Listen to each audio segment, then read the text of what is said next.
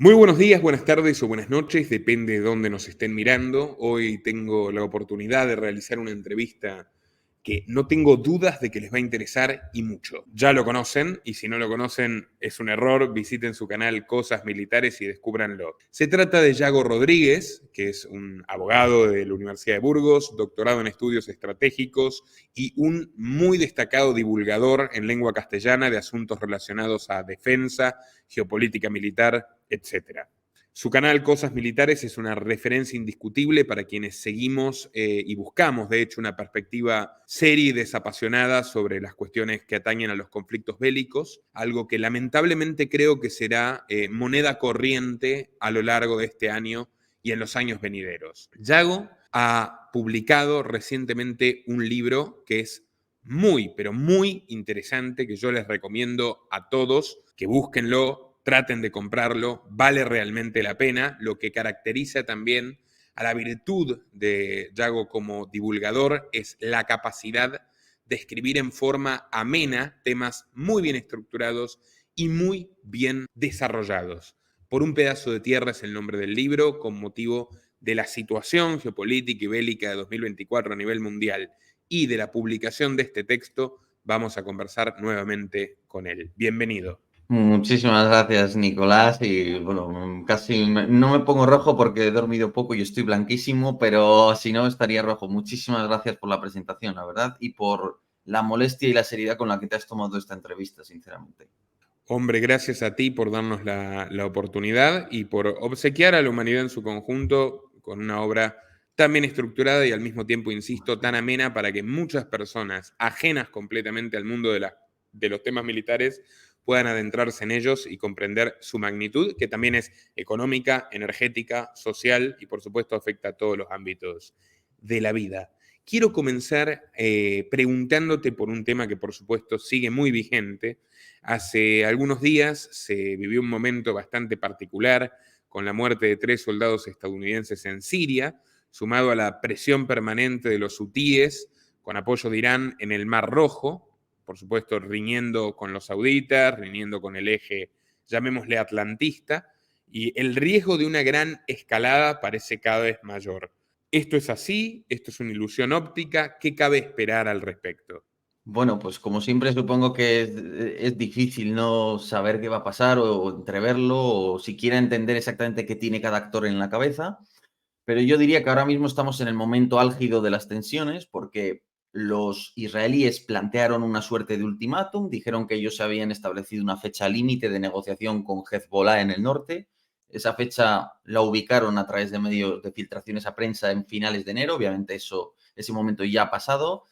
Ha habido diversas declaraciones del ministro de Defensa de Israel, el jefe de Estado Mayor de las Fuerzas Armadas, bueno, dejando caer que puede haber operaciones terrestres en el sur del Líbano para forzar a Hezbollah a, digamos, retirarse a 7 kilómetros de la frontera. Y lo cierto es que Netanyahu tiene la presión de darle algo al pueblo israelí antes de que concluya el conflicto y empiecen las comisiones de investigación que van a ser muy duras. Entonces, una de las cosas que parece que él quiere ofrecer es decir, bueno, en octubre nos cogieron por sorpresa, pero ahora hemos logrado que la zona norte y el rival más peligroso, que era Hezbollah, pues estén asegurados y pacificados. Por tanto, ahora es cuando viene el momento de un posible error de cálculo. Es decir, ¿se va a atrever Israel a llegar a hacer eso? Si lo hace, ¿cómo lo va a hacer? ¿Va a ser un empuje frontal por intentando generar un colchón fronterizo homogéneo? ¿O van a tomar todo el Líbano, van a hacer una penetración acorazada, rodear todo el sur del Líbano para no tener que atacarlo frontalmente? Claro, cada escenario va a involucrar una respuesta de Hezbollah distinta. Si se trata de tomar todo el Líbano para asegurar esa línea sin tener que atacarla frontalmente, pues lo que puede suceder fácilmente es que en última instancia Hezbollah reaccione con todo su arsenal. Si es un empuje frontal, el problema será que Israel puede sufrir muchas bajas. La parte buena es que Hezbollah tendrá certeza de que Israel solo establecer ese colchón de 7 kilómetros y por tanto moderará seguramente el ataque con cohetes y las armas que use. Y luego hay una serie de factores que, como tú bien apuntas, pues constituyen cisnes negros, en fin, situaciones de difícil predictibilidad y de alto impacto, Y yo ahí destacaría sobre todo los lazos de sangre. Esto es muy importante, yo creo, entender que son lazos que no es solo una alianza entre Irán y Hezbollah. Hay que entender que la Guardia Revolucionaria iraní tiene lazos de sangre, han cansado a sus hijos e hijas con los hijos e hijas de los líderes de Hezbollah. Entonces, cuando tú acabas con un líder de Hezbollah, no acabas solo con el aliado de, estás acabando con el sobrino, el yerno, lo que fuere, ¿no? Por tanto, ahí está el riesgo de escalada real, que se calcule mal, que un Netanyahu muy desesperado por presentar objetivos llegue a hacer algo así, que los iraníes también calculen mal. Ya ha habido más de 80 soldados estadounidenses heridos en los ataques de los últimos meses en Oriente Próximo. En cualquier ocasión puede haber un ataque grande que acabe con muchos soldados estadounidenses y dé lugar a una escalada. Entonces, ahora es el momento más crucial porque además el frente de Gaza no está cerrado y vamos a ver qué pasa en estas semanas en el norte de Israel, en el sur del Líbano. Mencionabas las comisiones investigadoras. Bueno, ahora hay denuncias en la Corte Penal Internacional y creo yo que incluso un enfriamiento de las tradicionales relaciones entre la Casa Blanca y Tel Aviv y el gobierno israelí, donde por primera vez en décadas la magnitud, digamos, de las denuncias por crímenes de lesa humanidad o por aplastar directamente a civiles en su operación militar en Gaza han llegado más alto que nunca. Todo esto compromete a Netanyahu. ¿Tú crees que nubla su juicio? O sea, que queriendo librarse de esta presión generalizada y tratando de revalidar su liderazgo en Israel puede terminar generando lo contrario y una situación de inestabilidad extrema para los intereses geopolíticos de su Estado. Hombre, desde luego sí, porque Para empezar, ya la sociedad israelí está muy soliviantada. Obviamente, todo lo que sucedió en octubre no les ha dejado indiferentes, ha radicalizado mucho las posiciones. Luego sumas el factor interno de un Netanyahu que a ver cómo, cuando concluya la guerra, cómo sobrevive políticamente, que eso siempre pues, es muy importante. Y además, él es un político muy echado para adelante, lo que significa que puede adoptar decisiones demasiado arriesgadas antes de asumir que su carrera política quizás está en su final y que debe salir de la vida política de Israel. Claro, en ese toma y daca hay unas tensiones tremendas con, si se me permite la expresión, papá Estados Unidos, que no deja de ser pues, el aliado obviamente vital de Israel, también ciertamente junto a Reino Unido y Francia, pero sobre todo Estados Unidos. Entonces, es cierto, yo concuerdo con lo que tú has dicho, que al fin y al cabo las relaciones están en un punto bastante tirante, como no se había visto hace mucho tiempo con Washington. Washington dijo que la ofensiva sobre Gaza tenía que concluir en enero. Desde luego, si no ha concluido, lo cierto es que se ha tenido que ralentizar mucho y yo creo que ha cambiado de dinámica. No es lo que veíamos en el mes de noviembre y diciembre. Esto es otra cosa, ya la batalla está mucho más parada, aunque prosigue en el sur, pero ya es otro ritmo. Y además, es cierto que no está nada claro si Estados Unidos daría luz verde a lo de Hezbollah teniendo en cuenta las incertidumbres que abre con respecto a la respuesta iraní, a cómo lo va a tomar Hezbollah y sobre todo nuevamente a que se dé un error de cálculo que acabe implicando a los distintos actores en una guerra regional. Máxime cuando hay sectores muy radicales, más a la derecha de Netanyahu incluso, que abogan prácticamente por casi atraer o quieren que de alguna manera Estados Unidos vaya por Irán. Entonces es una situación volátil, peligrosa y obviamente Estados Unidos está intentando contener al actual gabinete israelí, sobre todo en el asunto del Líbano, claro. Justamente en Estados Unidos se está atravesando un año electoral decisivo. Bueno, la candidatura de Biden puesta en tela de juicio incluso por el 70% de los demócratas, pese a que se está presentando en las primarias, o sea, de ocurrir el renunciamiento que le piden muchos por su avanzada edad, por la impopularidad, ocurriría sobre la hora. Por otro lado, Trump se impuso finalmente de manera indiscutible en el liderazgo republicano y queda a dirimir si podrá o no presentarse de acuerdo a estas objeciones de las Cortes Supremas Estatales que terminará resolviendo la federal. Pero bueno, es un duelo bastante significativo en una sociedad más fragmentada que nunca, probablemente en la historia, la norteamericana. Y en tu último video tú mencionaste el factor de las corrientes migratorias, que incluso han cambiado la postura del alcalde de Nueva York y de varios mandatarios progresistas. En tu último video comentabas 300.000 personas que cruzaron ilegalmente a Texas en el último mes y se generaron tensiones muy fuertes entre el gobernador republicano de Texas y Biden. que impidió a la Guardia Fronteriza actuar. ¿Cuál puede ser el impacto en las elecciones de los frentes externos de Estados Unidos, los conflictos Ucrania, Oriente Medio, y el interno, entendiéndolo como esta cuestión migratoria, donde los republicanos incluso barajan o prometen una opción militar, una intervención militar involuntaria en México por el tema narco y por el tema migratorio?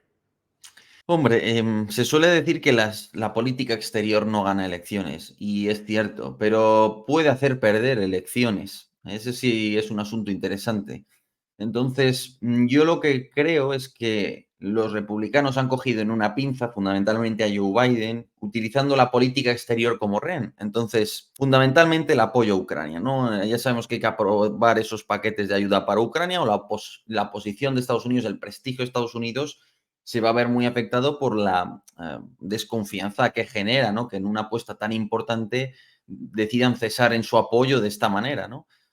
Y claro, ellos usan eso como herramienta para presionar a Biden y que a cambio apruebe toda una serie de leyes de reformas migratorias muy duras. El problema es que mientras las reformas migratorias dan muchos votos porque es algo tangible y es política interna, el apoyo a Ucrania pues no da ningún voto prácticamente dentro de Estados Unidos. Casi de hecho es una cosa algo impopular. Claro, cogiendo como rehén este asunto de Estado, pues logran obtener una baza electoral muy valiosa. Entonces, el problema es que esto lleva, obviamente, a que ninguna de las partes aparentemente vaya a ceder, lleva a ese estancamiento que sigue dañando a la imagen de Estados Unidos y a la vez mantiene una fricción tremenda entre los partidos políticos dentro del país.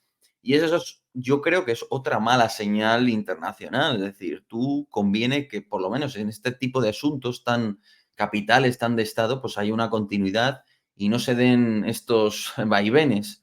A partir de ahí, digamos, con respecto a las propias elecciones, lo que cambiará las cosas, entiendo yo, sobre todo es la situación económica, la política interna y el asunto de las minorías.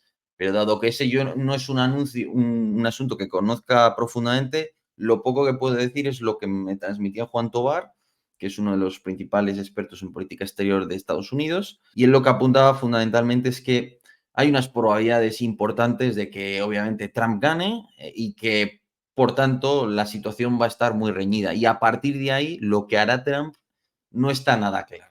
Pero bueno, eso es, al menos así es como lo veo yo. Rememorando el gobierno de Trump, si bien mantuvo varias guerras en curso, mejor dicho, varias intervenciones militares que venían de guerras anteriores, no inició nuevas guerras.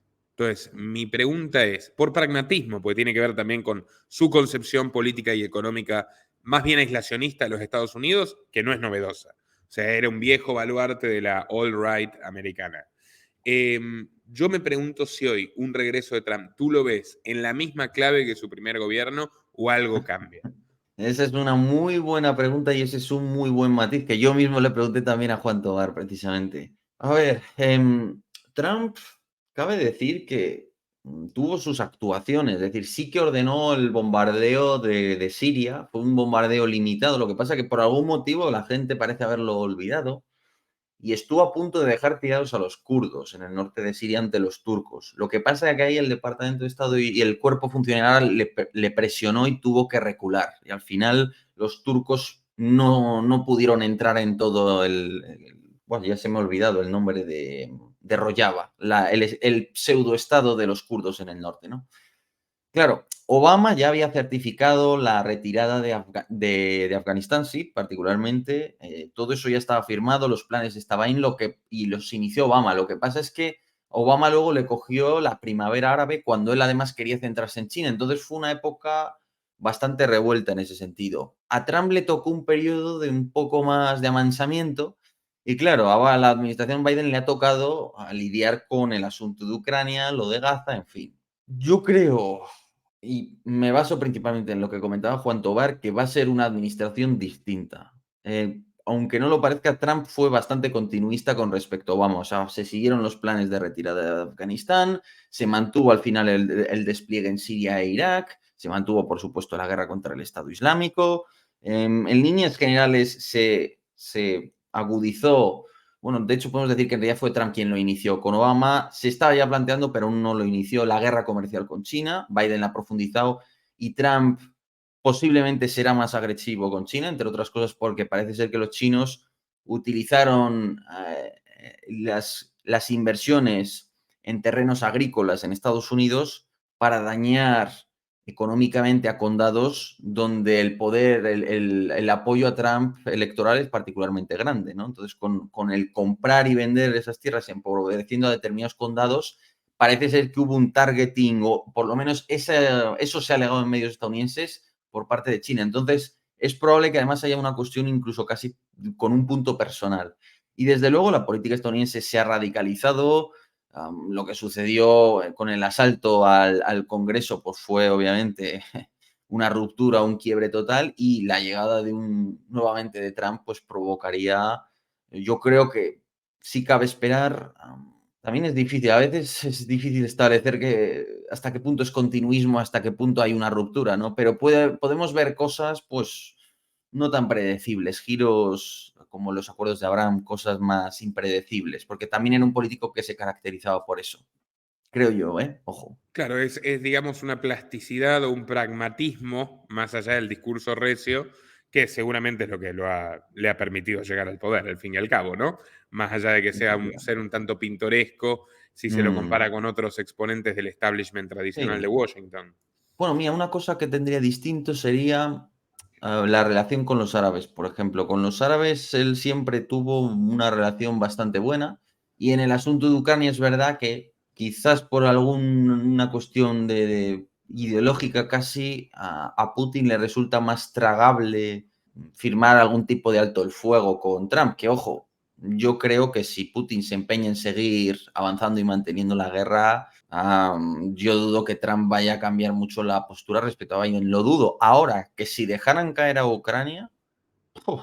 Yo creo que el daño en el prestigio y en la desconfianza en los aliados de Asia, o sea, sería un daño importante para Estados Unidos. Pero bueno, ahí yo creo que él jugaría la carta esa de magnate, de empresario que sabe negociar y tal para intentar presentar acuerdos, y quizás a Putin le resulta más aceptable, ¿no? Bueno, habría que ver. Es complicado siempre, ¿no? ¿Y tú te Elucubrar imaginas sobre un eso. acuerdo? Sin duda un acuerdo sería resignación de metas de ambas partes. Pero tú te imaginas con Trump un acuerdo más favorable para los intereses del Kremlin o algo más o menos equilibrado que le permita a Putin salir de la trampa donde se metió y, bueno, darle un alivio a Ucrania que está totalmente devastada. Si te soy sincero, al Kremlin lo que creo que ahora más le beneficiaría es que se mantenga en la situación justo que se da ahora, que no llegue ayuda estadounidense, por A o por B. Yo no creo que Trump fuera a llegar a dejar completamente tirada a Ucrania. O sea, creo que si con los kurdos, que estratégicamente los kurdos pues no son nada, siendo realistas, o sea, fueron un aliado en la lucha contra el ISIS, pero el ISIS incluso en su conjunto no es algo tan estratégico. Y si por no dejarles tirados frente a Turquía, que es un aliado que controla el acceso al Mar Negro, que no es poca cosa, que tiene un tamaño importante, ¿qué tal? Si ya con eso, con los kurdos se echó atrás, no creo que a los ucranianos les dejara tirados. Por eso yo creo que tampoco, a no ser que Putin quiera ya negociar, tampoco creo que vaya a suponer una gran ventaja. Ahora, lo que le beneficia realmente a Rusia es la situación actual, que se dé ese juego de equilibrios que impide que la ayuda se siga probando, porque hay ahí un juego de cromos, vamos a decirlo así. Y ese es el asunto. No puedo mencionar a la persona, pero bueno, tuve la oportunidad de reunirme con una serie de académicos, jefes de industria, en este caso británicos, y bueno, ellos,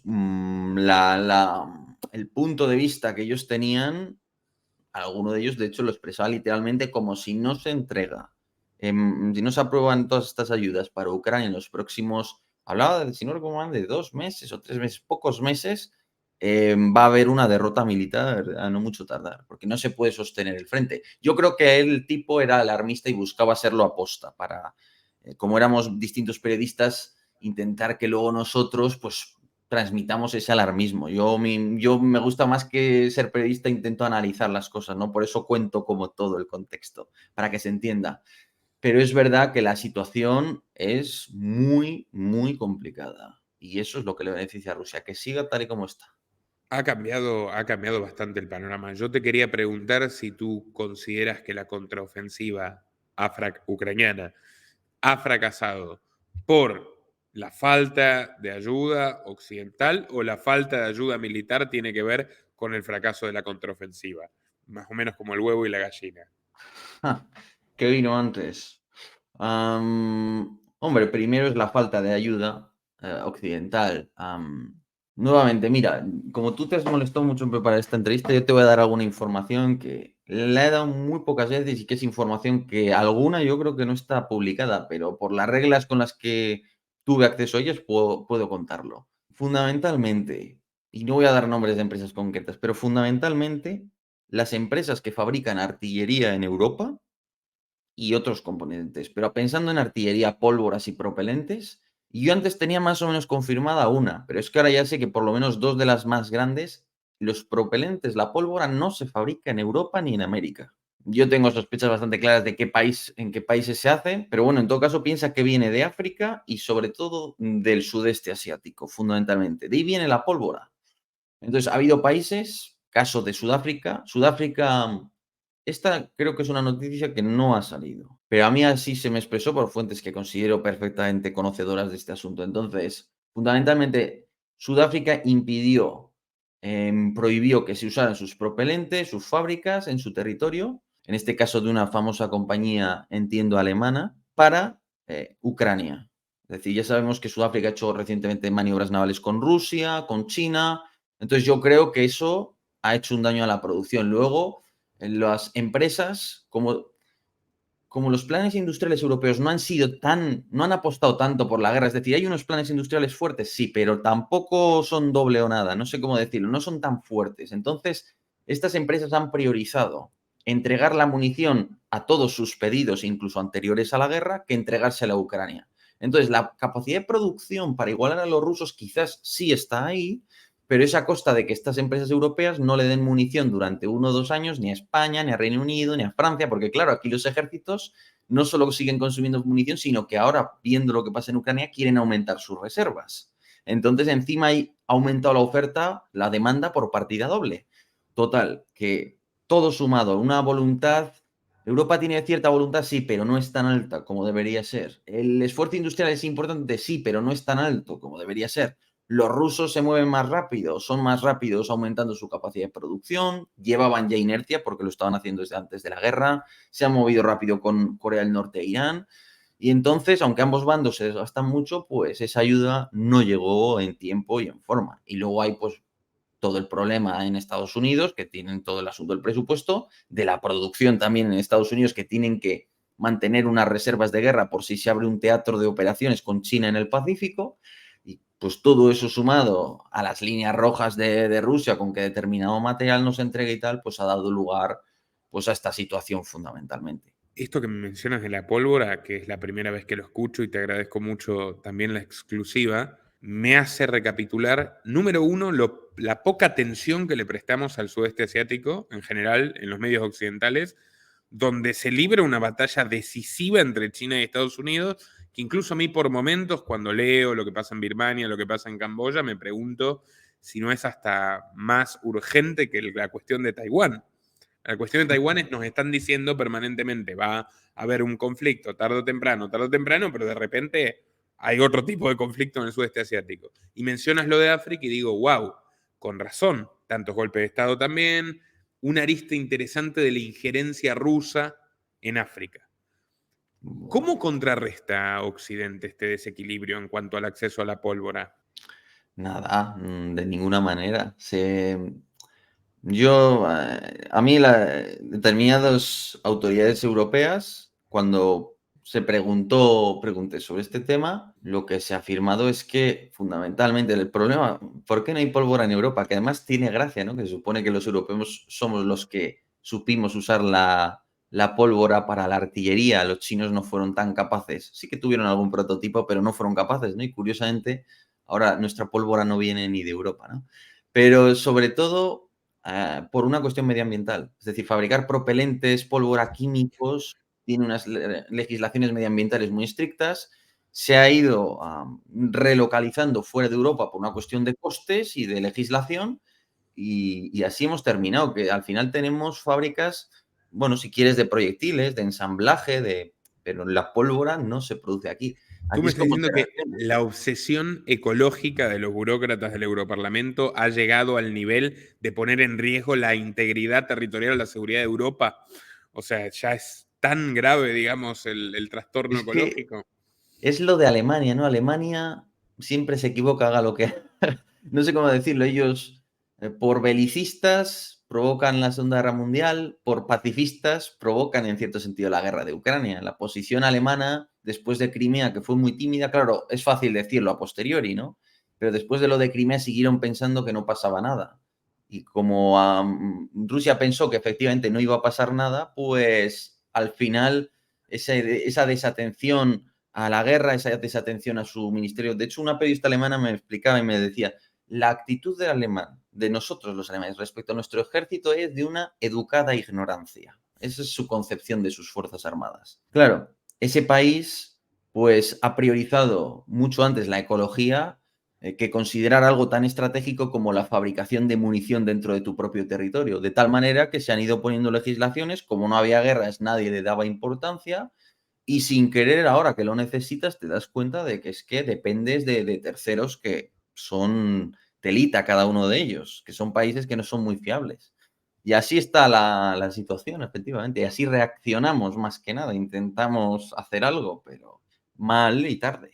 Hombre, antes de despedirnos del factor Ucrania, si tú observas el ámbito de los amigos del Kremlin, por decirlo así, entre los cuales ambos tenemos varios acosadores, podríamos llamarlo de esta manera, bueno, hay un aire de exitismo, de optimismo, Mm, Medvedev, en el propio gobierno ruso, y bueno, dicen, incluso se filtró una supuesta proyección interna del Estado Mayor de que quieren conquistar el Donbass y la costa del río Dnieper en los próximos 3 años. Pero tú miras la foto y realmente parece que todo continúa en una guerra de desgaste, donde Rusia está presionando al norte, en Kupiansk, por lo que he visto en tus videos, y trabajando en el río Seversk, un poco más al sur, pero no parece que haya un progreso sustantivo que les pueda garantizar estos objetivos en los próximos 3 años. ¿Hay razones para el optimismo ruso? ¿No las hay? ¿Van a seguir, como tú bien explicas, mandando gente al matadero, que es la gran virtud militar de Rusia? Mandar a sus hombres como ganado al frente sin tampoco una gran eficiencia. Es, es, es complicado responder. O sea, yo puedo entender que después de todo el desastre que ha supuesto esta invasión, los más filorrusos puedan ver esto incluso con optimismo. Es verdad que dentro de que te has tenido que retirar de Kiev, has tenido que abandonar Gerson, has sufrido una derrota muy importante en la ofensiva ucraniana de verano en Kharkov, pues ahora después de todos esos problemas, que veas que estás tú a la ofensiva, que el otro apenas ha logrado nada en su contraofensiva, que te pueda dar cierto pulmón, cierto ánimo, y ciertamente la situación con respecto a la ayuda de Estados Unidos también juega un papel. Creo que sí. Yo no creo que esa situación se alargue durante años.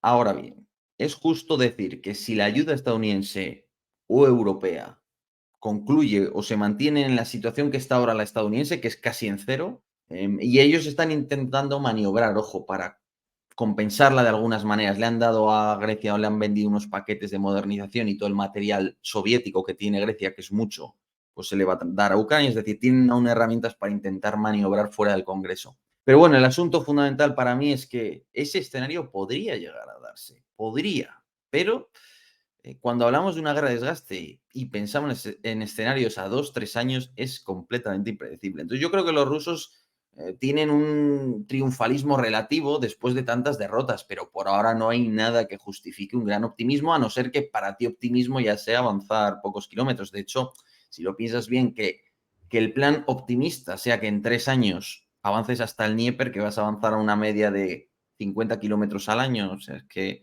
son cifras muy ridículas, ¿no? Que pueden cambiar en cualquier momento. Con todo, demuestra la voluntad de los rusos y a los rusos en ese sentido hay que temerles y respetarles porque es verdad que ya veremos si algún día pasa factura. Que eso es difícil verlo venir, pero desde luego es verdad que están dispuestos a sufrir unas cantidades de bajas que en cualquier o casi cualquier otro país serían inverosímiles, inviables políticamente. Bueno, ¿Cuántos hombres perdieron ya, estimativamente? la realidad de esas cifras realmente nadie lo sabe, ¿no? A mí me parece bastante razonable pensar que hayan podido tener hasta la fecha unas 200.000 bajas, 300.000 bajas entre todo. Pero realmente podrías mover mucho la horquilla. Está claro que muchas, más que los ucranianos soldado a soldado. Con todo, también es verdad que han hecho unas reclutas de fuerzas que son una auténtica locura en casi cualquier otro país. Entonces, habrá que esperar a ver qué sucede. Con todo, hay que asumir que el frente, incluso aunque haya alguna pequeña victoria rusa que avancen 10 kilómetros o cosas así, va a tardar mucho tiempo en moverse de verdad, si es que se mueve algún día o acabamos como en la guerra Irán-Irak, casi igual, ¿no? Comprendo. Bueno, vos comentaste hace algunas semanas 2024 como un año bastante beligerante y conflictivo. ¿Cómo te imaginas hoy, enero del 2025? Por supuesto que es difícil proyectar, pero ¿qué cambios crees que pueden producirse en el statu quo de hoy, febrero de Mm, 2024, terminado este año? Dependerá de las elecciones de Estados Unidos, me imagino. Sí, y de los planes que se vayan trazando ya en Europa y en la propia Ucrania. Yo creo que es un año como de barbecho, no sé si es un año de espera, de aguantar a la defensiva, un año psicológicamente duro, de decir, de plantearte por qué seguimos en esta guerra si nunca atacamos y estamos todo el año a la defensiva y cada día son muertos y muertos, ¿no? Entonces va a ser un año de prepararse para lo que venga. Y lo que venga puede ser o bien un Trump que fuerce en algún tipo de negociación con los dos bandos ya más o menos cansados de la guerra, o puede ser que los rusos tengan el empeño de continuar la guerra con o sin Trump, consideren que Estados Unidos no tiene ya voluntad. Y yo creo que cometerían un error si no se agarran ahora a algún tipo de negociación, porque mi punto de vista es que Ucrania, o sea, Occidente a la larga yo creo que va a superar en producción a Rusia. Los rusos van muy bien, pero a la larga yo creo que Occidente le superaría de aquí a 1 o 2 años. Entonces, si la guerra se alarga mucho, materialmente yo creo que van a quedar atrás. A lo que parece que quieren jugar los rusos es a la moral interna, que haya un quiebre, que la gente no quiere ir al frente, porque son muchas bajas. Yo creo que desde el punto de vista de los números, Ucrania puede absorber esas bajas, pero tiene que tener la voluntad muy elevada de absorberlas, que puede ser que una cuarta parte de la gente joven de ese país quede muerta o herida, ¿no? Entonces, eso es muy duro como sociedad, que uno de cada 4 personas entre 25 y 50 años padezcan eso. Por tanto, va a ser un año de prepararse para lo que venga. Y una de las cosas claves yo creo que van a ser la producción de drones pequeños e intentar probar las primeras tecnologías, no de un enjambre puro, perfectamente automatizado, pero sí de enjambres semi-automatizados que puedan servir para darle el ímpetu que necesita a la ofensiva que debido a los drones y a la transparencia del campo de batalla se ha vuelto casi imposible, ¿no? Hombre, qué panorama, uno de cada 4 jóvenes. Y si la guerra se alarga 10 años, ¿no? Pues llegarían a algo así. Perdón, Sí, perdón. ya hablaríamos de cifras superiores a 1 millón de muertos. Es una catástrofe absoluta. Hombre, Yago, pasando a tu libro, Por un pedazo de tierra, lleva por subtítulo La nueva geopolítica basada en las conexiones. Entre las novedades que tratas, haces hincapié en los cables submarinos de Internet Mm, y la mala situación de China al respecto, que está encajonada en el Pacífico, dominado por Estados Unidos y la India. Algo que yo vengo señalando hace tiempo es la alianza entre Estados Unidos y la India. Pues la alianza, porque la India es parte de los BRICS, sí, pero tiene unos conflictos importantísimos con China en su frontera históricos y hay un operativo de seducción que ya comenzó con Trump, pero continúa con Biden, hacia Narendra Modi, el gobierno de la India, totalmente lógico, estimulando esa conflictividad. Entonces, ¿cómo influiría esta debilidad china en torno a los cables submarinos de Internet, el encajonamiento en el Pacífico, ante un eventual conflicto armado a gran escala con Occidente? uf. Pues mira, muy buena pregunta. A China le pasa con los cables de Internet exactamente lo mismo que con las rutas navales, porque básicamente siguen el mismo tramo, con la diferencia de que los cables submarinos, además, uno de sus nodos mundiales más importantes está en Bombay, en la India, porque todos los cables que van de Europa a Asia hacen ese largo trayecto, casi todos, salvo alguno que ha intentado construir China que va directo. El grueso de ellos hacen una parada en Bombay, por así decirlo. Se apoyan ahí en Bombay y luego ya siguen.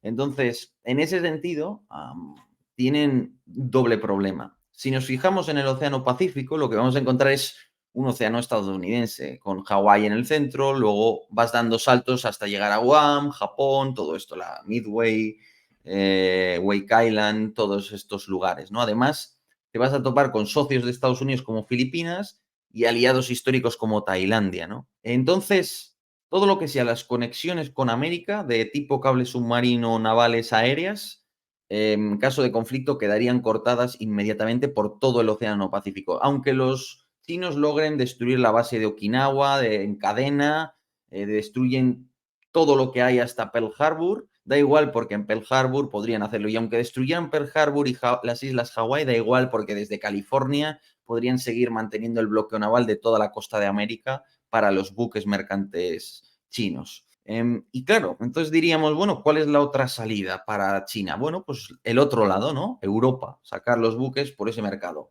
Y al margen de las posiciones, las bases navales de Estados Unidos y de que los árabes, por mucho que se diga, son más cercanos a Estados Unidos que China, porque dependen en su seguridad de Estados Unidos, que es el único que les protege de verdad de Irán, está India. Entonces, India no tiene más que agarrar esas rutas comerciales y cortarlas, porque pasan al lado de India. Todo lo que tiene que ir al Golfo, al Golfo de Adén, luego el Mar Rojo, el Mar Mediterráneo, pasa al lado de India. Por tanto, las posibilidades de cercenar las comunicaciones de China son importantísimas y China está completamente encajonada, llena de vecinos que además son muy hostiles, no solo por India, sino por Vietnam y, bueno, tantos otros países. Claro. Y con Japón enfrente que se está rearmando, ¿no? Después de que le hayan impuesto un pacifismo a punta de pistola desde 1945, ahora le están dando el visto bueno para que Japón se arme, los norteamericanos.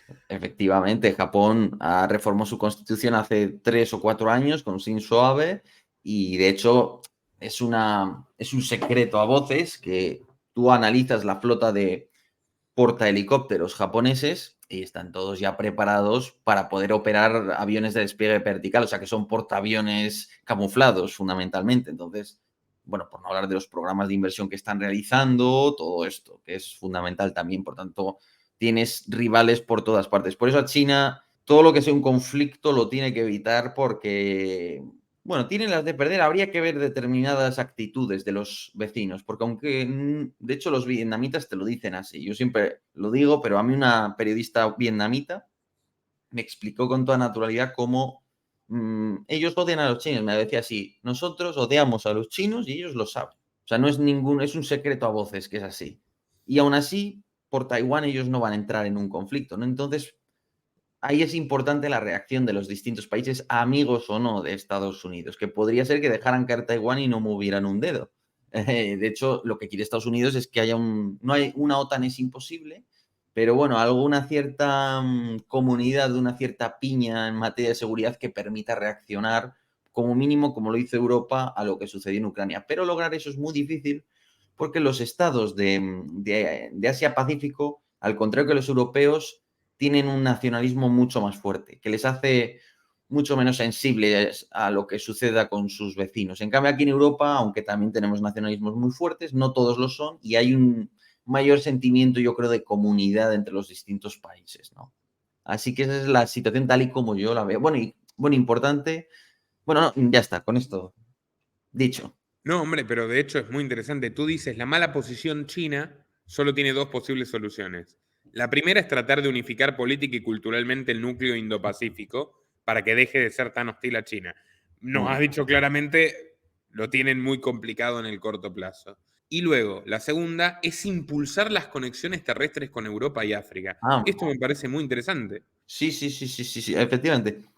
Am, cuando el Imperio japonés tomó media Asia en la Segunda Guerra Mundial, y bueno, de hecho antes de la Segunda Guerra Mundial Con y una crueldad durante. inusitada, porque hasta los nazis intervinieron para frenar el genocidio en China, por ejemplo. O sea, ¿Ah, era sí? brutal lo que hacían los japoneses.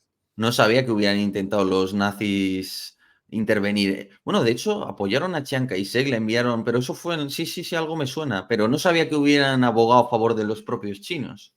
Sí, no, básicamente para frenar lo que consideraban que iba a ser una catástrofe muy grave, pragmáticamente, no porque fueran éticos. Después te paso el caso. Hay un militar alemán en concreto, aliado, por supuesto, por el eje, que estaba ahí y empezó a refugiar civiles para que no los liquiden impunemente, pues dijo, esto no nos va a favorecer en nada. Guau, no tenía ni idea.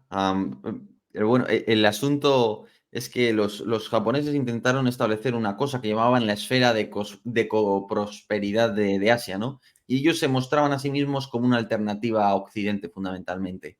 Obviamente el intento pues no fue muy exitoso ni tuvo muy buena prensa, ¿no? Pero yo creo que China, aun cayendo mal, porque es que China históricamente nunca ha caído bien a sus vecinos, estos han aceptado someterse a China, a veces por la vía militar, otras por una vía más formalista. De hecho, el nombre de Vietnam fue impuesto, o sea, si no recuerdo mal, la historia era esta. El emperador en el siglo XIX, como en tantas otras ocasiones, de la nueva dinastía Nguyen, pues solicitó a la corte de China un nombre que ellos querían ponerle Dai Viet. Dai Viet era un reino que le había hecho la guerra al imperio chino en constantes ocasiones y esto no gustaba en la corte imperial de China, así que les dijeron que no, que Dai Viet no, que mejor era otro nombre antiguo que era Nam Viet, que luego Nam Viet no lo usaba mucho la gente por allí, pero bueno, fue popularizando y es el origen de la palabra Vietnam.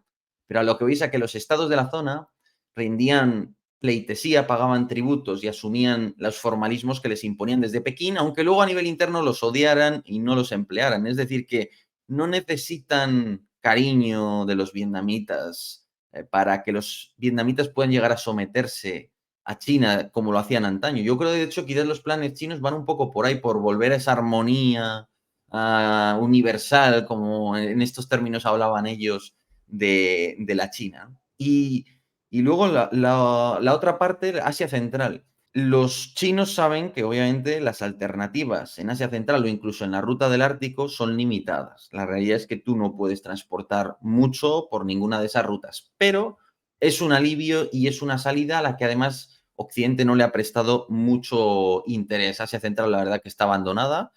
Y sin embargo, los chinos sí han hecho unos esfuerzos a través del soft power, del poder blando del Instituto Confucio, a través de la construcción de infraestructuras masivas, el edificio del Ministerio de Exteriores de Tayikistán, que es bastante impresionante, construido por los chinos.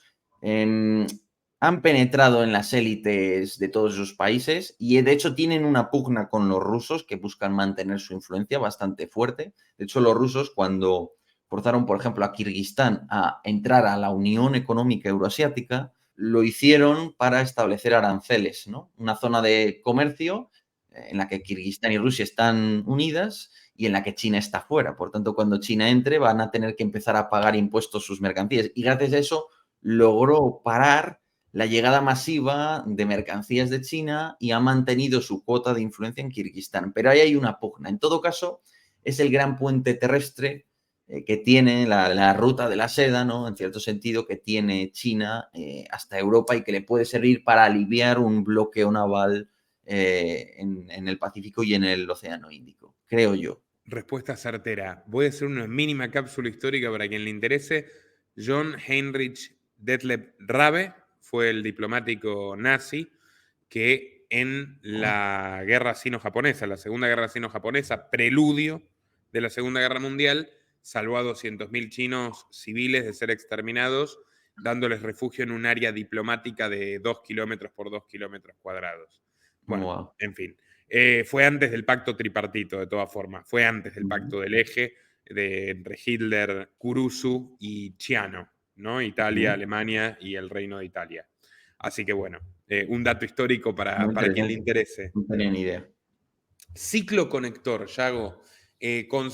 Tú dices, es el concepto que vertebra toda la obra, básicamente, ¿no? Es el sumatorio de la infinidad de intercambios de bienes y servicios, de relaciones personales, de ideas, de novedades tecnológicas que se producen diariamente en toda la humanidad. ¿Por qué tú crees que el ciclo conector es lo que finalmente determina la geopolítica del siglo XXI?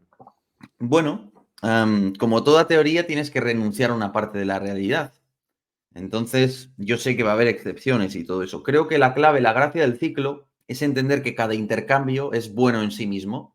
Que tú y yo, que yo te compre a ti X, que tú vengas, por ejemplo, a hacer turismo a España y que yo observe que utilizas un palo selfie, por ejemplo, y diga, ah, qué cosa más curiosa, parece útil, voy a comprarlo. Que yo tome una idea de tu canal de YouTube y diga, mira, aplica esta idea en las entrevistas, voy a tomarla, ¿no? la idea de que cualquier intercambio de esa clase, ideas, de comercio, hombre, el comercio muy importante, el intercambio tecnológico y los ciclos de competición tecnológica, ¿no? Que todo ese intercambio, ese gigantesco volumen, constituye un solo ciclo, el ciclo de toda la humanidad, ¿no? Todos esos intercambios. Y que a partir de los múltiples pequeños intercambios, en los que te estaba comentando, fijarte en las ideas de los demás y adoptarlas, comprarte algo, competir tecnológicamente como Huawei con Apple, que cada uno de esos ciclos tiene un valor en sí mismo y que por tanto las potencias buscan acelerar sus propios ciclos de innovación, los de su sociedad, los de sus empresas, para a partir de ahí grabarlos, obtener tributos, invertirlos, incluso indirectamente obtener una población más formada, porque cuando tu población tiene ese valor añadido de tener proyectos, empresas, grandes instituciones, pues tiene unos saberes, un know-how que tiene utilidad y tiene valor. Y eso cuando el Estado necesita, por ejemplo, poner en marcha rápidamente fábricas, tú necesitas ya tener una base industrial, eso no va a salir de la nada. Si tu gente ha estado trabajando en todo eso en tiempo de paz, lo podrás explotar en tiempo de guerra. ¿Y la clave cuál es? La velocidad de esos intercambios, que sean más rápidos. De ahí que toda mi geopolítica se conecte con cables, con yacimientos y las cadenas logísticas que los llevan a lugares, con redes de telecomunicaciones. Es toda la parte física que cablea precisamente, que vertebra todos esos ciclos de intercambio, ¿no? Al final, bueno, el ejemplo más obvio es el de que hace un siglo un cartero en caballo podía tardar días en entregar una carta y hoy día tú me mandas un correo y en un segundo hemos completado ese ciclo de emisión de información, ¿no? Pues es esa idea, pero con un valor añadido. Y es que yo creo que yo esto hace siglos me hubiera parecido una idea malísima, porque las cosas eran más cualitativas, eran más lentas, tú no vivías el cambio en tu día a día, esos ciclos no los vivías, entonces la velocidad no era tan importante. En cambio, hoy creo que el ritmo del cambio, lograr que esa velocidad sea muy grande, sí permite comprender la realidad. Porque ahora mismo, más que, no sé, pensar en los celtas como buenos forjadores de espadas, o pensar en un pueblo como buen jinete, o pensar en un pueblo como una cosa buena, son tantas cosas que hay que dominar, tantas en las que tienes que expandirte, tantas cosas que a las que tienes que intentar llegar, que la clave es quién logra hacer todos esos ciclos a mayor velocidad. Y viceversa, quién logra decelerar los ciclos de su adversario. Y aquí, pues en tiempo de guerra la maniobra es muy obvia. En tiempo de guerra lo que haces es cortar, amputar las rutas de comunicaciones. Por ejemplo, con Rusia, la Unión Europea que ha hecho bloqueo aéreo. No va un avión a Rusia. Tú metes ahora Flight Radar en Rusia, ves Europa llena de aviones y en Rusia, en Moscú, ves 4 aviones contados. Y así un poco con todo, ¿no? Entonces, tú juegas con eso en tiempo de guerra y en tiempo de paz es un poco lo mismo. Por ejemplo, lo que está haciendo China con el litio, las tierras raras. China ha logrado integrar todas las cadenas logísticas horizontales de esos productos. Tienen el dominio de la extracción, del refinado, del transporte, digamos, del diseño de productos a partir de ese mineral, de su mejora y la investigación en más del mismo. Tienen todos los elementos de esa cadena de tal manera que ellos, si quieren decelerar tu ciclo, pueden jugar con la oferta y la demanda, aumentar los precios del litio y hacer que en Europa la industria automovilística encarezca sus productos y sean menos competitivos con el coche chino que está desembarcando en España ahora mismo, por ejemplo, ¿no? Entonces, con una amplia gama, o sea, el ciclo lo que te permite es resumir todo eso y entender que hay países que van más lentos y países que van más rápidos, que tienes que esforzarte por hacer que tu enemigo vaya más lento y porque tú mismo en esos ciclos pues vayas más rápido. Y es una idea Tiago, sencilla. ¿conoces Perdón. el juego de mesa llamado Catán? Que se Sí, basa. sí, sí. Bueno, a mí la parte que tú hablas del litio, las tierras raras, el grafeno y el cobalto, entre otras materias primas fundamentalmente minerales, que China ha estado trabajando en forma incisiva, estratégica y muy inteligente en esta cooptación de cadenas logísticas horizontales. Y bueno, hay que sumárselo también a los fertilizantes que producen Rusia, Bielorrusia, digamos, sus aliados. Es más o menos la acumulación de los recursos que pueden poner u oponer ante la ausencia de los cables submarinos de Internet, la falta de conectividad en el Pacífico. O sea, son las fichas fuertes con las que juegan. Lo has clavado, es que literalmente es eso. Y es el entender que cuando tú controlas toda esa cadena, no solo en tiempo de guerra, que es obvio, pero en tiempo de paz ya Por ejemplo, los chinos, tú ahora te pones a analizarlo y dices, vale, no solo es que controlen la extracción del litio, que es fundamental para cualquier batería, o de tierras raras, que es fundamental para cualquier iPhone del mundo, sino que luego controlan la terminal portuaria, porque ellos tienen un control, una cantidad de terminales portuarias gestionadas por sus empresas tremendos. Ahora se están metiendo en el mercado de los escáneres de contenedores de buques, que eso es una cantidad de información tremenda. O sea, los escáneres que pasan todos los buques del mundo, los tipos de cargas, de dónde procede, quién las envía, cargas sensibles, material militar que se envíe en un buque, por ejemplo. Una cantidad de información y ellos presentan ofertas muy competitivas tirando los precios, porque de hecho puede ser algo que plantee, que esté intentando hacer la inteligencia china, o puede ser que lo hagan las empresas chinas que tienen superproducciones tremendas y Hombre, dumping, operan a pérdida directamente. sí, pero es un dumping casi cultural. O sea, es una...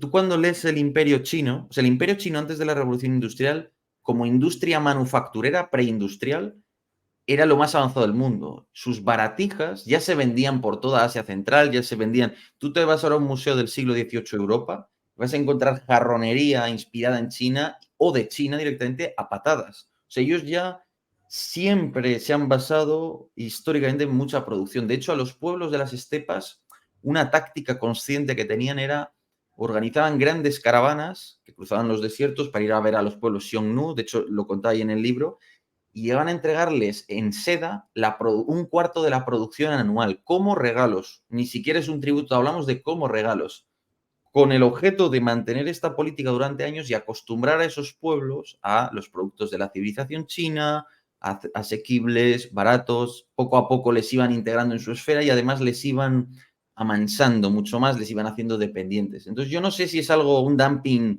como táctica comercial o es algo que casi ellos asumen que la producción siempre va a tener un cliente y que mientras tengas dinero para mantener la fábrica abierta, es cuestión de tiempo que algún día puedas rentabilizar todo ese esfuerzo. Como además tienes un mercado de 1.400 millones de chinos donde obtienes el beneficio, pues en el extranjero puedes asumir pérdidas durante un tiempo importante.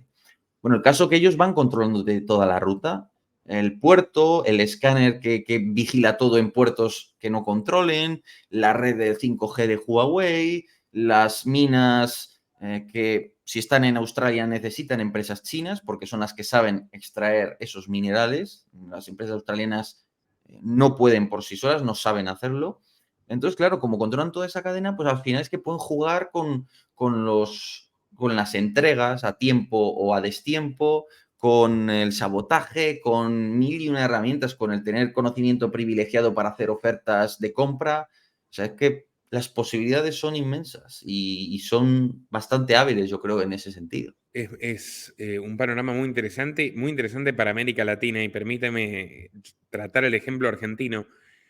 En Argentina, yo vengo siguiendo, y no es mucho, digamos, no hay muchos periodistas que aborden esta cuestión en el país, porque está todo enfocado en lo local y no se dan cuenta de cuán estratégico es esto. Hay tres Mm. batallas que están librando Estados Unidos y China en la Argentina. Tú sabes que el Triángulo del Litio, compuesto por el sur de Bolivia, el norte de Chile y Argentina, tiene más del 60% de las reservas de litio a nivel mundial. Mm.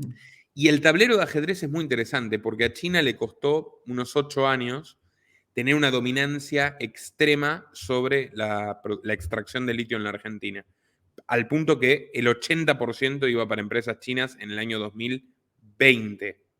Wow. A partir del 2020 esto cambia con la administración Biden y concretamente con el Fondo Monetario Internacional, digamos, negociación de Estados Unidos con Argentina por la deuda con el fondo, que es la mayor de la historia del fondo y de la Argentina, el famoso préstamo de los 50.000 millones con varias extensiones. Entonces, empezó a decir, bueno, no cumplas tus metas con el fondo, incumple, te vamos a seguir dando aire, no vas a caer en default, pero esto me lo cambias. Han pasado 3 años desde que yo hablé de esto con Daniel Gerold, un experto en energía, etcétera, y hoy la situación se ha invertido. Más de la mitad del litio se lo llevan Estados Unidos, mineras japonesas, neozelandesas, canadienses, que son todas aliadas al eje norteamericano, y está la pelea, pero muy visible. O sea, tú te vas a Jujuy, Salta, que son provincias del norte argentino, y tú puedes ver lobistas chinos, pero ejército de lobistas chinos de uniforme, y lobistas estadounidenses o de estos países aliados saliendo al mismo tiempo de la casa del gobernador. Entonces, es muy Wow. interesante. Y luego tienes otra batalla que es la hidrovía, que es la hidrovía del río Paraná, exactamente lo que tú dices. Los chinos estuvieron a esto, consideremos China es el principal comprador de la Argentina, porque compra la soja para sus cerdos, etcétera, y es crucial, y es uno de los mayores vendedores también. Estados Unidos no está en las posiciones más privilegiadas del comercio internacional argentino, pero bueno, ya la tenían prácticamente concedida el dragado de la hidrovía y el control de la hidrovía del río Paraná, que es importantísimo para Argentina, pero también para Paraguay, por ejemplo, que lo necesita para llegar al mar. Y nuevamente, Laura Richardson, que es comandante de jefe del Comando Sur, perdón, es la general jefe del Comando Sur del Ejército de Estados Unidos, viajó varias veces a reunirse con el gobierno para presionarlos en esta dirección y ahora con Milei lograron frustrar esa concesión que ya estaba prácticamente otorgada a una empresa china y se la quieren dar a una empresa belga. Y finalmente tú tienes en Tierra del Fuego, en el extremo austral del continente, el proyecto que tenían los chinos invirtiendo muchísimo, crear un megapuerto, que es una especie de base gigantesca. Ellos ya tienen una base aeroespacial hace años en Neuquén, en este caso portuario, pensando, previendo que en un escenario de conflicto no van a poder cruzar por el canal de Panamá. Y también se lo frenaron. Y ahora tú ves en el gobierno actual de Milei, en el gobierno entrante, que está tratando de hacer equilibrios porque tiene una postura claramente pro-norteamericana, pero los chinos lo pueden aniquilar de varias formas, empezando pues son los mayores compradores y siguiendo porque también son acreedores cruciales de la Argentina, cuyas magras reservas en el Banco Central dependen mucho de un swap, que son estos préstamos que hace China de yo te doy unos yuanes y los tienes ahí si los necesitas usar, pero te los quito cuando quiero. Entonces, aquí se vive muy intensamente esa pelea geopolítica por los recursos y quería utilizarlo como disparador. Tú hablas de tres eras, más o menos lo has descrito, tres grandes eras que clasifican la historia de la humanidad. La era orgánica, del preneolítico, obviamente, casi, digamos, precivilización. La era sólida, decías las espadas de los celtas, previa a la revolución industrial.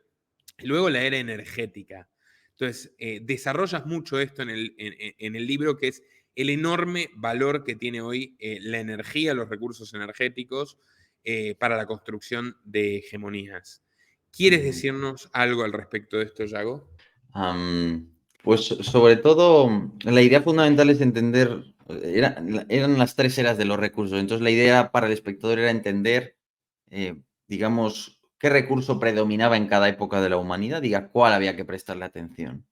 No es que el recurso de la era orgánica, que era principalmente pensando en la comida, ¿no? Que al final son seres vivos que te comes, orgánicos, no solo, pero sobre todo eso. No es que luego se haya vuelto no importante, obviamente, pero digamos que depende de otras tecnologías para su producción, para asegurar su seguridad precisamente, ¿no? Al final, la comida hoy día, ¿con qué se produce? Con cosechadoras que requieren gasolina, ¿no? En fin, energía producida artificialmente. La segunda era es la que comentabas tú, la de los sólidos, que se caracterizaba por dos tipos de sólidos, el material de construcción y los metales, el cobre, el bronce, la plata, bueno, pues lo más, algo muy manido y yo creo más o menos conocido o fácil de comprender.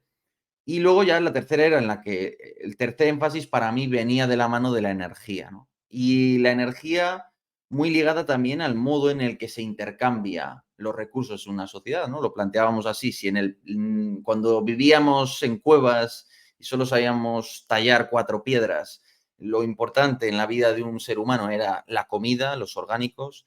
Si después ya van llegando, bueno, y en ese momento, si tú querías intercambiar algo, lo fundamental era el trueque. Yo te doy lomo, tú me das lo que fuere, ¿no? Casquería o lo que fuere. Claro, con ese modo de intercambio, con el trueque, está bien a corta distancia, pero tú no te vas a ir a caminar 40 kilómetros para intercambiar un trozo de lomo o una planta o tal, entre otras cosas, porque a esa distancia no sabes ni qué hay por ahí, ni cuánto vale, ni si te merece la pena. Por eso al principio no había un gran comercio, creo yo, ¿no? La segunda era la de los sólidos, cuando ya aparecen los metales y los materiales de construcción ligados también a las grandes obras, ¿no? Ya pues un fuerte de mampostería en la península ibérica en el 2000 antes de Cristo, una espada lengua de carpa del 2000 y pico antes de Cristo. Claro, ya para producir un metal necesitas a alguien que lo extraiga, alguien que lo transporte, alguien que lo forje y que tenga experiencia para hacer una buena espada y no un trozo de hierro inútil, ¿no? Entonces, ya ahí tenía que haber especialistas, tenía que haber acuerdos con los líderes políticos a lo largo de los cuales pasaba la ruta, ya te obligaba a ir entrelazando las cosas. Y ahí es cuando nace para mí el comercio de larga distancia. Las primeras grandes rutas, la ruta de la seda, el sistema de calzadas romanos, la vía de la Plata en Hispania, las rutas que tenían ya pues entre Veracruz y Ciudad de México los habitantes del México moderno, ¿no? Incluso luego, posteriormente, pues el Camino Real de Tierra Adentro, la Autovía Imperial en China, las rutas caravaneras del Sahel. ¿Cómo surge ya ese comercio de larga distancia? Porque con el metal tú ya puedes hacer algo homogéneo. Claro, antes si tú querías pagar, hay zonas del mundo donde se utilizaban, por ejemplo, conchas, que eran todas parecidas y tal, pero no es lo mismo, porque la concha, el valor intrínseco que tiene es limitado. En cambio, el oro, el metal siempre tiene un valor, ¿no? De tal manera que gracias al dinero ya se facilita por primera vez el comercio a larga distancia. Ya me puede merecer la pena llevarme un saquito así de oro, con lo que puedo ir pagando muchas cosas, no me pesa tanto, sé que el oro vale aquí y a 100 kilómetros vale, por tanto ya igual me merece la pena hacer ese viaje.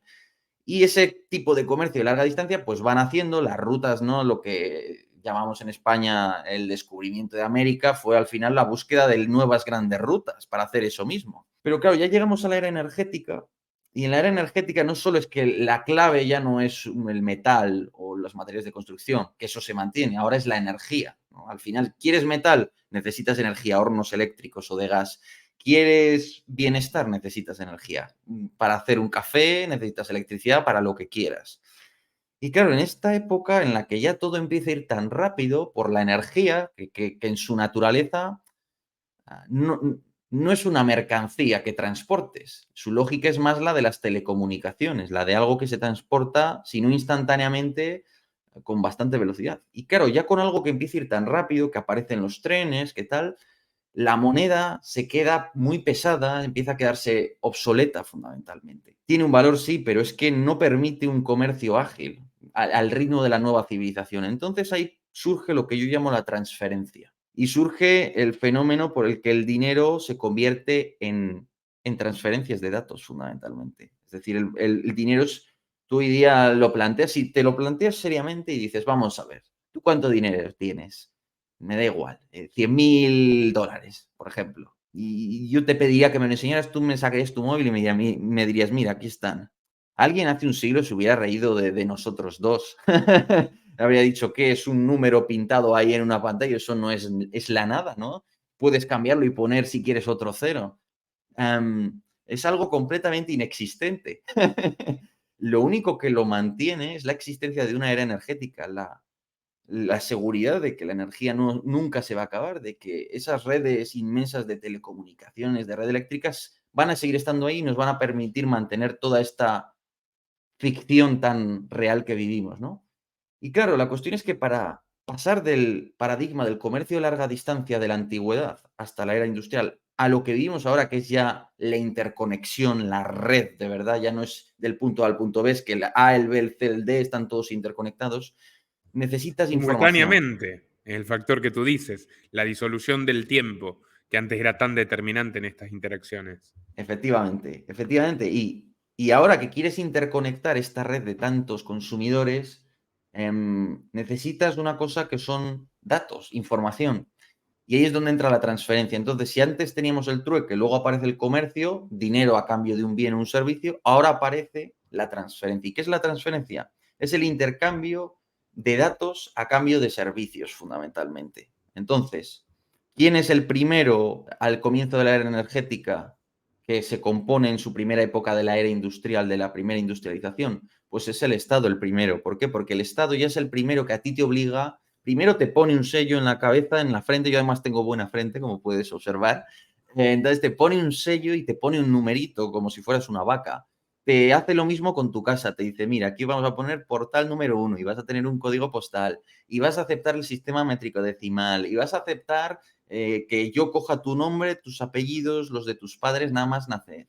Y a cambio de eso te voy a dar un registro de la propiedad que te va a dar seguridad jurídica, te voy a dar un sistema de justicia al que acudir, ciertas infraestructuras, bueno, toda una serie de servicios que luego pues irían ampliando, escuelas, sanidad, bueno, muchas cosas. Pero lo fundamental era justicia, policía más o menos, y servicios que te dan seguridad jurídica en el registro, distintos registros catastrales de la propiedad, todo eso.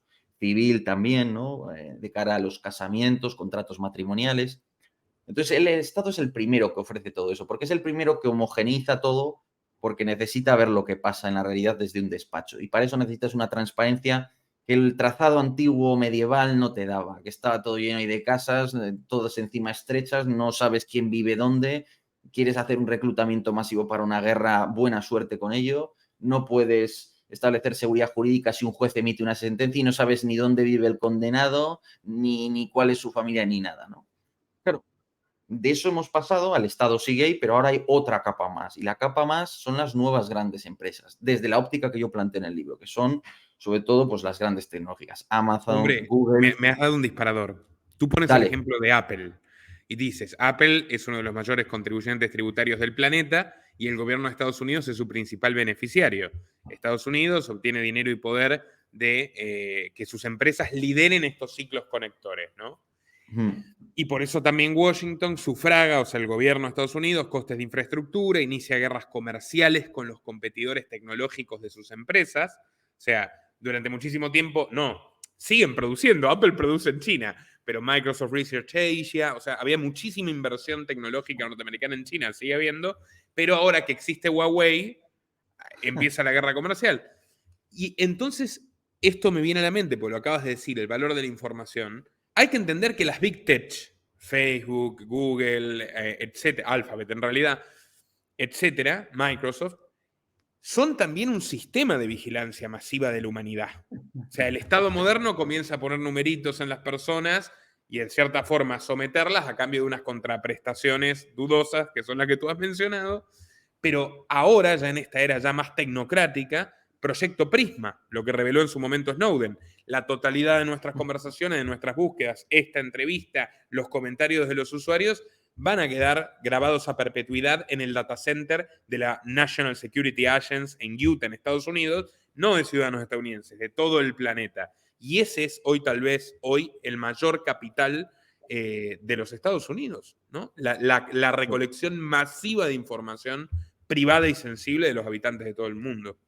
Desde luego, efectivamente. Y esa clave viene precisamente de que para organizar esta masiva logística comercial y de otros tipos, ¿no? Porque si un Estado quiere prestarte un servicio serio, un buen Estado que tenga una administración digital buena, pues necesita muchos datos. Igual que Amazon, al final la logística de mandarle a una persona cualquiera en cualquier momento en 24 horas con Amazon Prime un producto a su casa, la logística de eso requiere absorber datos, pero así todas las empresas. Entonces, ese es el intercambio, que cuando tú aceptas dar las cookies, ceder todos tus datos a Amazon, ellos a cambio ponen en marcha una red logística brutal, ¿no? Y ya la última parte es el comercio que se venía haciendo desde antaño, en la que tú ya pagas por el propio producto. Pero antes de eso, la clave es la transferencia. Si no se crea esa capa previa de información, no es posible la logística actual, que eso es lo que yo planteo en el libro. Y lo que tú apuntas, esa es una de las claves y una de los grandes debates, yo creo que vamos a vivir este siglo al final. La diferencia de Estados Unidos y China, usando o teniendo los dos capacidades, vamos a decir, similares, es que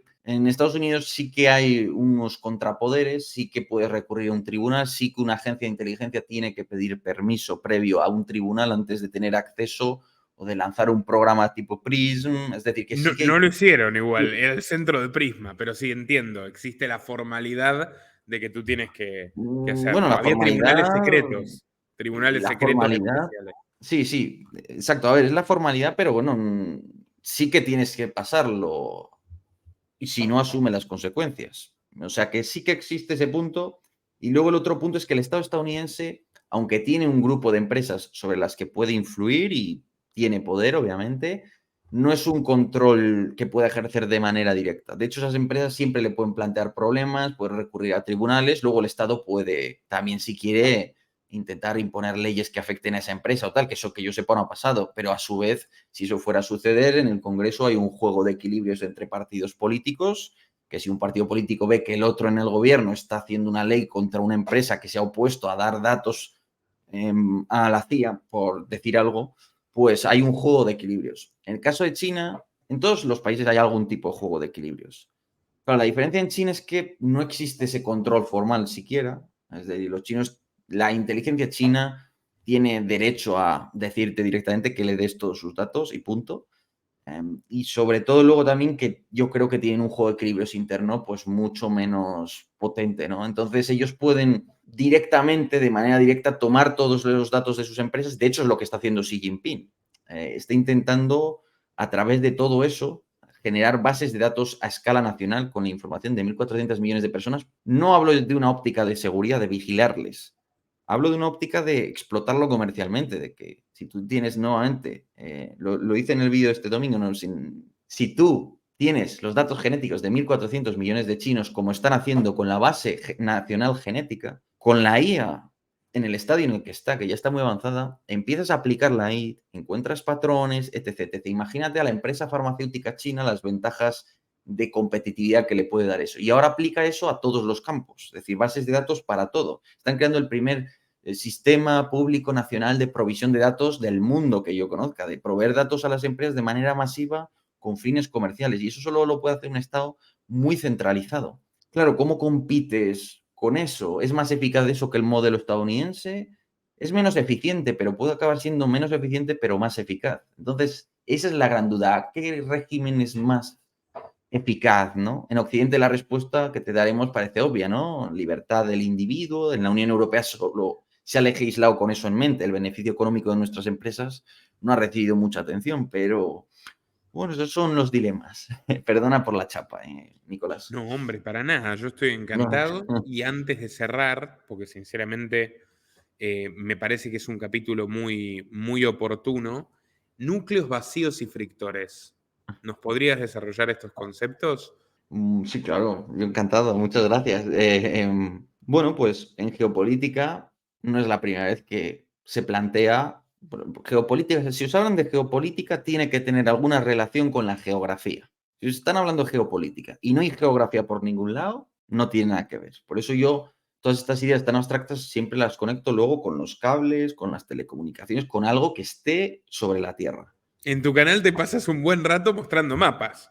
Sí, Y es lo hombre, que pues corresponde. No puedes imagino hablar que de lo que tú ocurre en un también. territorio sin conocer el territorio. Efecti efectivamente, efectivamente. Y sobre todo porque lo bonito de la geografía es que no cambia. O sea, que los estrechos están ahí miles de años y en un mundo en el que parece que todo está en constante cambio, poder agarrarte a eso es fantástico. Entonces, la idea fundamental es decir, ¿cómo interpreto yo el tablero? Al principio, más que plantearlo así, yo creo que se hicieron, no sé, inducciones muy deterministas, casi, no sé si llegar a decir pajas mentales, pero no sé, las ideas de Mackinder de la fortaleza euroasiática, de que quien controle el corazón de Eurasia podrá dominar el Rimland, bueno, la región exterior a Eurasia, ¿no? Bueno, es un todo muy complicado, no parece tener en cuenta la demografía, el potencial económico, es todo muy determinista. Entonces yo lo que intento es de la manera más objetiva que he podido decir, vale, si yo miro un mapa, como dice mi amigo Jesús Manuel Pérez Triana, si yo miro un mapa con la mayor objetiva que pueda, cómo está distribuido el mundo y cuáles son las claves, ¿no? Hay cosas que me he dejado al utilizar esos conceptos, ¿no? Hay cosas, Sudamérica, por ejemplo, no recibe la atención que debería en esa interpretación, ¿no? Pero nuevamente, en la teoría tienes que renunciar a algo si quieres explicar y ser general. Entonces, la idea fundamental, ¿cuál es? Que hay núcleos donde se agrupa mucha gente, el grueso de la humanidad, ¿y por qué elijo la demografía como clave? Porque creo que al final está ligada en última instancia al consumo y al potencial que hay, aunque luego no se materialice.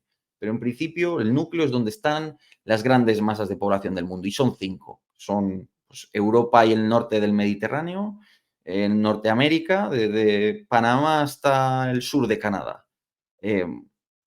Asia-Pacífico, lo llamo Indo-Pacífico erróneamente, debería haberlo llamado Asia-Pacífico, pero bueno, que es desde Japón hasta India, fundamentalmente. Y luego hay otros 2 en África, muy poco conocidos por el público, que son África Oriental y África Occidental. Ambos acumulan 400 millones de habitantes, más o menos. Van a doblar esa cifra de aquí a 40 años, con lo cual estaremos hablando de 800 millones de habitantes cada uno. Y estos 2 núcleos de África son importantes porque son los 2 únicos que no están todavía desarrollados. Los otros 3, Asia está a medias, Europa y Norteamérica bastante desarrollados, pero África no. Por tanto, ahí hay oportunidades. Eso es importante dejarlo claro. Pero a partir de ahí, esos 5 núcleos se conectan a través de una cosa que llamo el cinturón dorado. El cinturón dorado es la ruta más corta que conecta esos núcleos, que por tanto es la más eficiente y la más deseable en todos los términos. Por tanto, un objetivo geopolítico a batir. Luego están los frictores. Los frictores viene del término fricción y básicamente son los que soportan, son territorios con autonomía política, no es que sean un territorio yermo donde no hay nada y hay tan poca gente que dependen siempre de una potencia, sino que hay autonomía política, hay cierto poder, pero están o entre 2 potencias o entre 2 de esos núcleos, de tal manera que terminan por absorber el rozamiento. El objetivo, el ejemplo más claro es la península arábiga, que se interpone entre el núcleo mediterráneo y el asiático. Todo el comercio pasa por el centro. No hay más que ver lo que pasa en Bab el-Mandeb, los problemas que está suponiendo ahora mismo, los ataques de los hutíes. Y bueno, frictores hay unos cuantos, ¿no? Y luego pues están los vacíos. Vacíos son zonas donde hay 0 población o muy poca, de tal manera que no tienen poder político porque cualquiera con 4 soldados puede apropiarse de ese territorio y hacer lo que le dé la gana. Por eso vemos que los rusos con Wagner en Mali pues están operando en ese país y no en Nigeria, que tiene 200 millones de habitantes. Operan en Mali porque es un desierto enorme que no hay quien controle.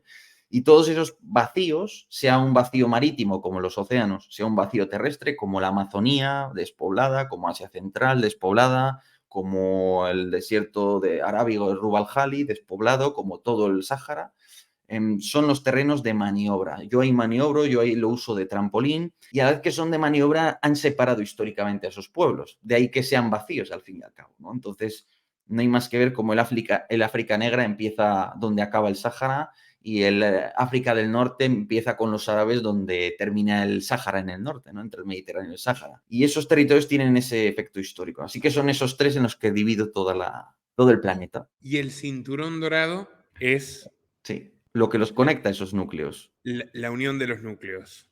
Exacto, la ruta más corta, la más deseable, por tanto, fundamentalmente.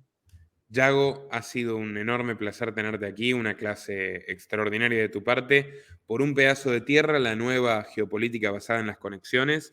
Veo que ya está disponible en varios países, no solo en España, editorial Deusto. Muy interesante. Muchísimas gracias a ti, Nicolás. Se ha agotado en 6 días, entonces se está haciendo ya una segunda impresión y solo me hace ilusión ganarles a los estadounidenses en su propio territorio.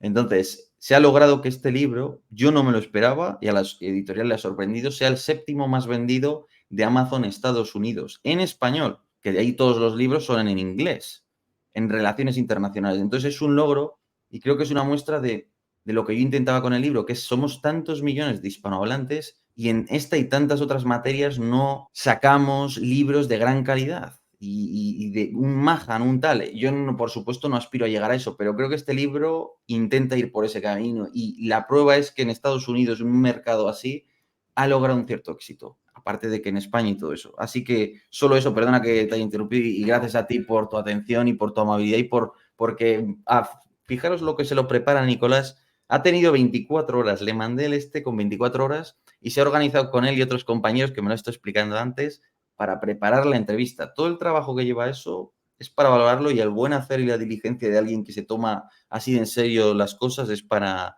admirarlo. Por eso, vamos, te agradezco mucho la entrevista.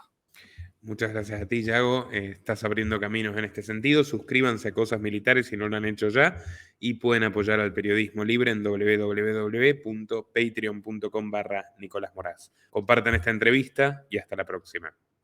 Y se le ha puesto precio a su cabeza por haber cometido esa... Ya lo cortaron. Te están cortando, Nicolás.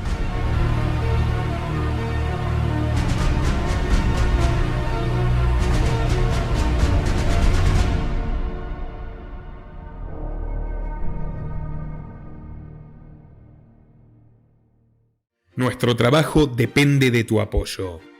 Para que siga siendo posible, realiza tu aporte desde tan solo $3 por mes a través de Patreon, en los enlaces que figuran en la descripción o en el comentario fijado.